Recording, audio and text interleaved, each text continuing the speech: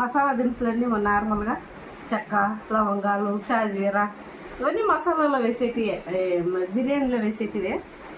కానీ చాలా టేస్ట్, చాలా హెల్దీ.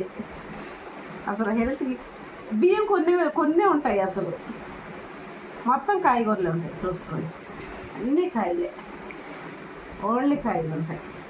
బియ్యం ఎక్కడో ఒకటి ఉంటుంది అన్నమాట. పెట్టుకున్నా కన్నీళ్ళు ఎట్టుందో చెప్పు. Spicy super. కలర్ఫుల్గా ఉంది కదా రైస్. కలర్ఫుల్ ఎట్టొచ్చిందంటే ఈ బీట్రూట్ వల్ల వచ్చిందనమాట.